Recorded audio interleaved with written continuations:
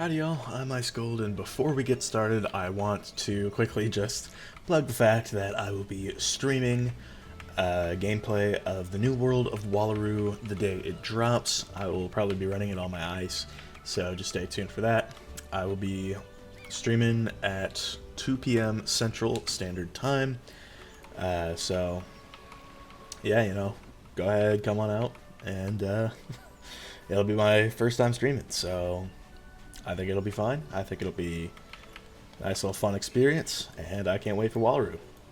And damn, this sand is really getting in my boots. But anyway, the new world of Wallaroo is coming to Test Realm as soon as tomorrow. It could happen tomorrow, and I just decided, I might as well make this video, tell y'all about what I am expecting Test Realm to bring this fall. Let's go over some of the details. So first things first, I wanted to get into the storyline, or where I think it could go. So this is the last world of the 4th story arc, and last worlds of arcs tend to be pretty damn good, so we'll see how it goes. But the premise for the story so far that we know is that Dasein has withdrawn into his mind.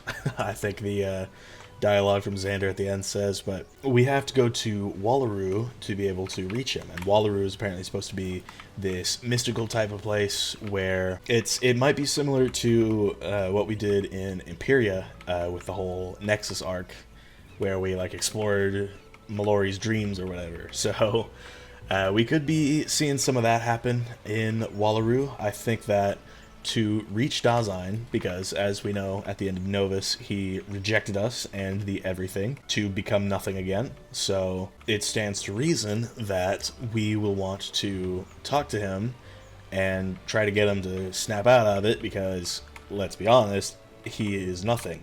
And Qyburn Stellargaze, the Arcanum's astral scholar, has mentioned in the past that when he manifested, he technically was supposed to have completely canceled out reality. So the fact that he didn't is apparently breaking physics, so that's cool.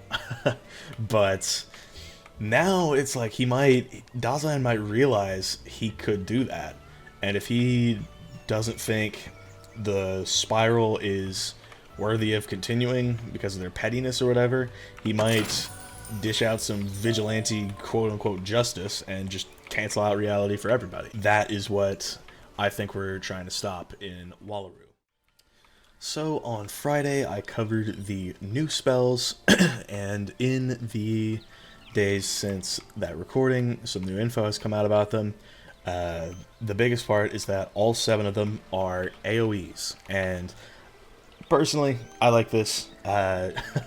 It gives every school a new 5-pip AoE to use, which is really nice, because some of these do mass damage. I think the Stormwind is doing something like 600 base, something around there, so it's basically having a slightly weaker Stormlord for 2 fewer pips, just as long as you get the Archmastery pip, which I'll probably make a video on just as we go down the line and test, because I've got my own issues with Archmastery. But yeah, I think that is going to be a good change.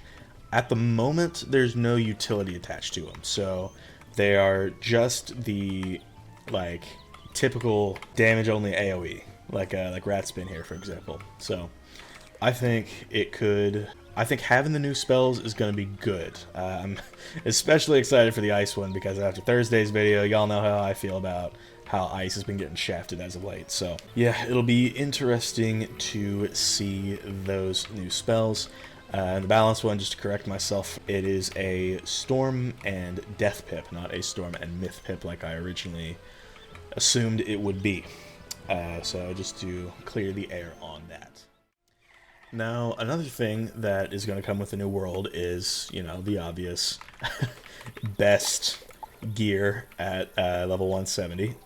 And so this is going to be, the replacement for the Eon gear. And I think that it's got a lot of potential. And And something with the new spells and their school pips that are attached to them, they are using reverse synergy on the Rochambeau wheel as opposed to forward synergy like they did in Novus.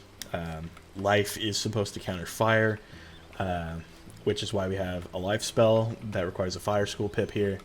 But in Test Realm, in Wallaroo rather, this will change to be a Storm school pip, because Storm counters life. So Storm is behind life on the Rochambeau wheel, and then fire is in front of it.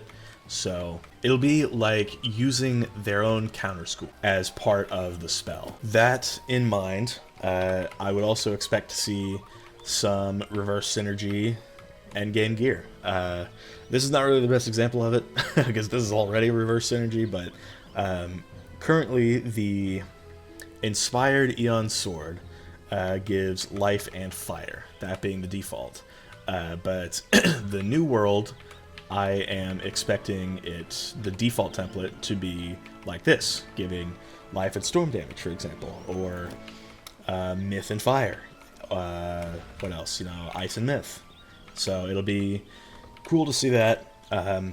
The Crying Sky gear hinted at that back in the summer, so I think it could be pretty cool just to have the defaults be reverse synergy, because I know I have needed to certainly make quite a bit of extra gear just to do PvP. So it'll be interesting to see reverse synergy gear, and yeah, it'll be a good replacement for Eon, especially with the clothes.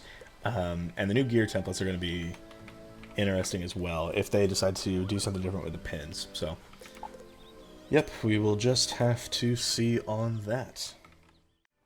Now, something that the developers have mentioned is that the return of spell quests will be happening in Wallaroo. And as I'm sure you've probably heard by now, the last time we got a spell quest was the Mirage spells, and it's been a while since then. It has been 7 whole years since we got a spell quest. And I'm honestly excited for the return of these. I think having the lore and knowing why your spell is powerful is always so cool. It's they were one of my favorite parts of the game. I remember, being a kid, I would watch those those level 58 spell quests over and over, just because it's like, just the general idea behind them. It's like the Leviathan one in particular stuck out to me, because it's like, it was this whole thing, and you knew why Leviathan was powerful, but you get to today and you have no idea why Grenadier, for example, is super powerful. It just sort of is, and I've missed these spell quests, so having them in the world of Wallaroo is going to be a nice return to form for the game, and I think personally it's going to be one of my highlights of the new world. So I am very excited for that. And something else that the developers have mentioned is that there will be a final dungeon in Wallaroo, and I don't know what's going to happen in that, but I'm expecting a fight with Dasein in the final dungeon, so it'll be interesting. I feel like the story, we're going to try our best to get through to Dasein, but something's going to happen at the end, or maybe he'll reject us all throughout the world, and he'll just be like, you know what, you quit trying, let's just fight. And that might just be the final battle of the arc, and I'm hoping they go above and beyond like they did with Imperia, because Dasein first glimpsed reality as the Nothing when we became the Divine Paradox. So, if we do something like that again, where we become the Divine Paradox again, I think it could make for some interesting content. It's like Dasein will see that and be like, oh wow, what the, maybe I should run. I'm hoping it lives up to the expectations. I think it could be really, really good. I miss these final dungeons. I think the last time we had just a final dungeon was Azteca, Yeah. It, it was literally Azteca 11 years ago when we had Xibalba, because Chrysalis, you fought Morganth immediately, Polaris the Rat, Mirage, Spider, Imperia, Ether Titan, Caramel, Aberrant Paradox / Dasein, if you want to look at it that way. And then here in Lemuria, we had the Hall of Heroes, and then in Novus, the Eon of Atavis. So the final dungeon for the World of Wallaroo will be the first one since 2012 in Azteca. Wow. I didn't even realize that's how long it's been, but I can tell you this much, I am damn excited for that. So another thing that is coming to the game is the Jewel Audit. I have talked about this before at the beginning of this month when they first brought it up, but in the weeks since, the developers, mostly Rapbeard, have really been talking up this Jewel Audit, and it could mean some great things for the game if they do it right. Because right now, Life, for example, can get just an absolute maximum of 200 damage, but that damage cap is going to go up a lot, because what they're doing is they're going to add circle jewels that give up to 10% damage, depending on school. So Life Wizards, might get 7% circle jewels, which would fit in with their identity as the healing and lower-ish damage class. If a Life decides to run 5 circle jewels, which is also something that they are looking to do, that could be an extra 35 damage, and my damage could go up to 230 just off of those. So I think that could be cool. It has its own consequences for PvP, but I could probably talk about that in a later video. So, otherwise, the damage percentage jewels, I think they are ultimately balanced. And the reason for that is, despite them being, up to plus 10%, which is a lot, you would be giving up Pierce to run it. And Pierce has become more and more important in the later worlds, so having extra Pierce would be also beneficial. And, if you were to run 5 circle sockets, because you're running, say, a super offensive ring, and I don't know, maybe they'll throw in an offensive amulet, so you have 2 circles here, a circle here, and 2 circles here. That's 5.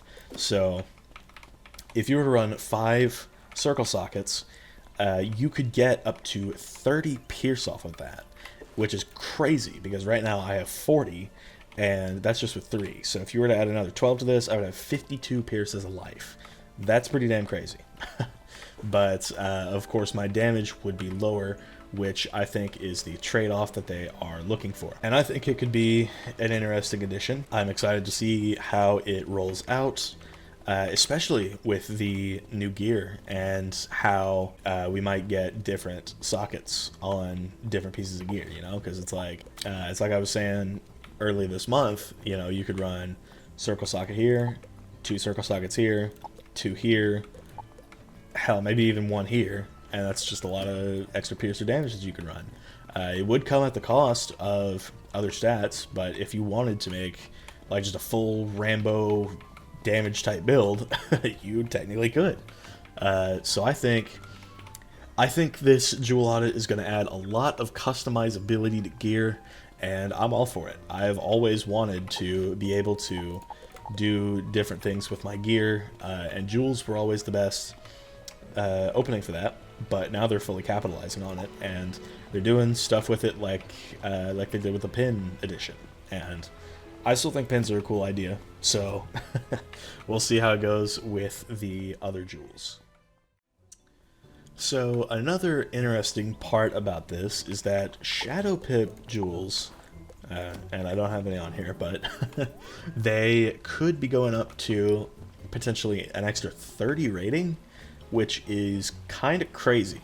So if you were to run, 3 or 4 triangle sockets, for example, you could run just as much accuracy as you need, maybe get your pip chance up, but you could also run just like 2 extra Shadow Pip Jewels, which in my opinion is kind of crazy, because if you were to get 60 extra shad rating, on top of everything that you have, Like, say, for example, you're running the new raid gear, which will be getting upgrades to 170 in Wallaroo. You could say you have like 140 shad rating just off of that. You could go all the way to, 200 shad rating, which would be cracked. Like you would get shadow pips on maybe the second turn, depending on the battle, but I think it would create an interesting type meta for PvE. And, it'll just be these new AoEs that they're giving us in Wallaroo are cool, but, if I am able to just frenzy and then send a Lord of the Jungle, that would be pretty damn crazy. I don't know how I feel about the 30 shad rating jewels. They could also be disastrous in PvP. We might just go back to a meta where we're just spamming chads at each other. OG viewers remember those days. Yeah, I mean, we'll just have to see what happens with those. And I'll talk about this probably at length when I inevitably make a video on PvP and what these changes could mean for that. So, yep, that's the shad jewels. And one last little bit about it is the square sockets. I talked about this again back at the beginning of the month, but being able to run, like, say 5 square sockets as a life, for example, that would net you up to, I mean, if they're going to be like 300 per jewel, that's an extra 1500 health. So, 8k, depending on how much the base goes up, maybe even closer to 14k with the new gear, but that would be kind of mental. So I guess we'll just have to see what happens. And tier sockets. The devs haven't really talked too much about these. They do want to move away from like health and stuff being in these, but in my honest opinion, I think they should put item cards into the tier sockets because, if you're going to have health and mana and all that be on squares, like, where else would you put an item card if you wanted to run one? Like, if I wanted to run an Aquila jewel, like if I wanted to run Wrath of Hades on my death, I could do that if it was in a tier socket. And I think I would like that.